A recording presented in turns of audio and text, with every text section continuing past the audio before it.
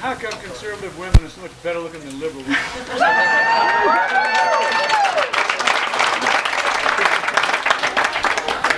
I think you grow them all in Colorado. So well done. Mary Katharine, I have 6 boys, and I let my 8-year-old go over to the lake.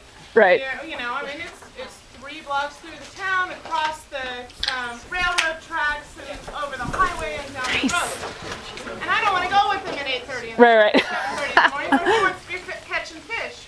I show up 3 hours later, and he's like, Mom, come back later, I'm not done. So, you know, I let my boys go do everything they want to do in the little town that we live in. That's awesome. But I'm constantly in fear of what my neighbors are going to say, Yeah.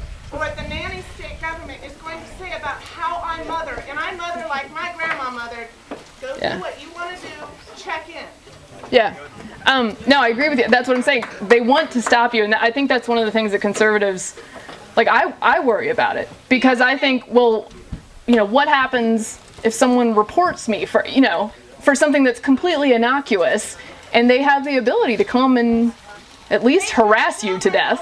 Yeah. And I also have teenagers, just real quick, I also have teenagers, and they cannot work when they are ready to work, when they need to be confirmed as men, right. and they desire to be given more responsibility, and they're able, they cannot even volunteer anymore until they're 18. They can't volunteer till they're 18? They can't volunteer because the organization, Tri-Lakes Cares, Monument, Colorado, cannot have any volunteers under 18 because of insurance issues.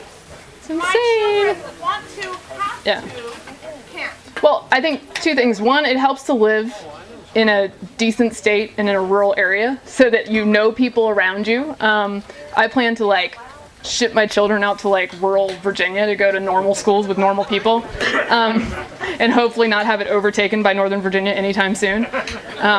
They're going to be in Mineral, Virginia at the Louisa County schools. It's going to be awesome. So I think those things help. And then, like, local activism is half the battle, like fighting those battles. And here's the one thing I don't know how to solve, is the daggone lawyers. No idea. I mean, that's more than half the problem. What now? The Shakespeare solution. But I applaud you for your efforts. And I actually got somebody asking me, because we have a lake house, and somebody asked, or near a lake, and someone asked me, "You guys worry about your kids?" And I was like, "We don't have kids yet, but you know, in the future." And I was like, "Well, we'll teach them to swim." I'm not sure. I didn't even understand the question because I grew up in a way that was, like, totally unlike this person who had grown up in D.C. And I just think it's important for creating good, strong, responsible people. Yeah. And we have to fight to be able to do it, which is the sad part. It's actually a battle. It's sad because the government hinders a mother's ability to allow her children to learn those skills. I agree with you. Insurance. Anyone else?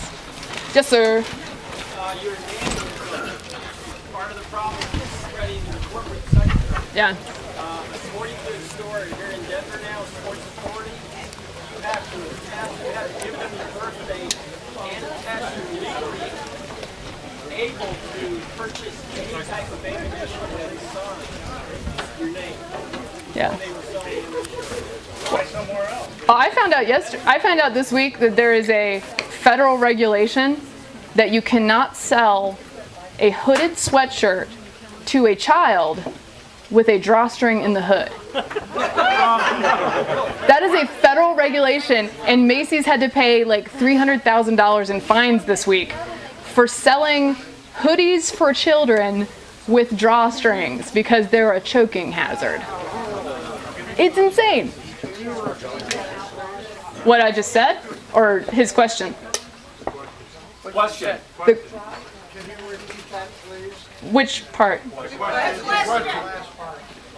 Can't hear the Still question. confused. Oh, he was explaining how at sporting goods stores, like, it creeps into the corporate sector because this nannyism comes, and it's like protection money. The federal government's like, "Ooh, we think that you guys are pretty dangerous. You should be more proactive," and then they have to create all these programs that baby the rest of us. Sports Authority will not sell you ammunition unless they give them your birth date and sign shotgun shells, pistols, missile ammunition, any. Hold your own. Yes, sir.